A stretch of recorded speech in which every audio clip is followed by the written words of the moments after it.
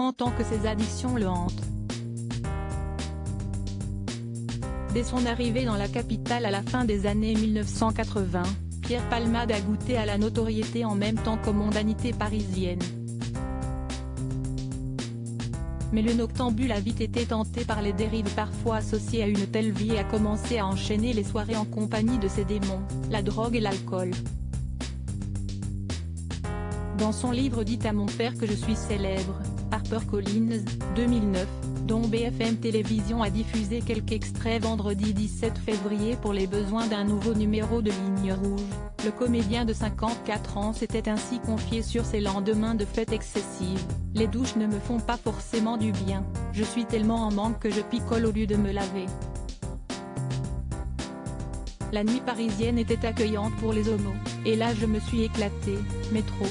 J'ai découvert l'alcool et la drogue qui m'ont aidé à ne plus me juger mal », avait ainsi déclaré celui qui a causé un terrible accident de voiture dans la soirée du 10 février dans une interview accordée à I24 il y a quelques années.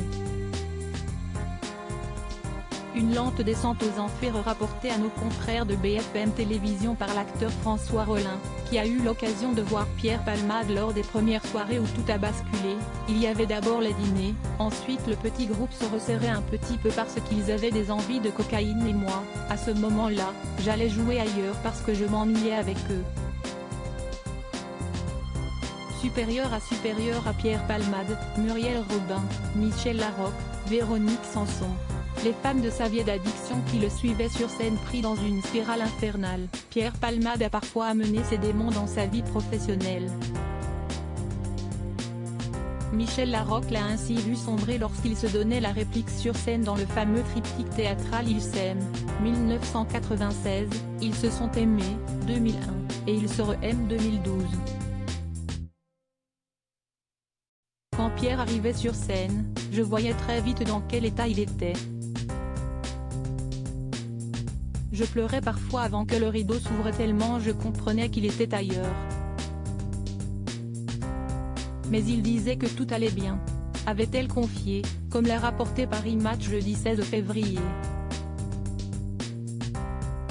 Article écrit en collaboration avec 6 médias. Crédit photo, capture d'écran BFM TV.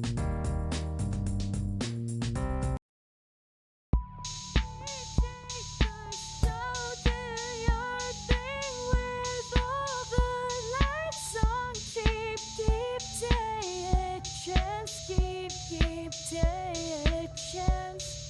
You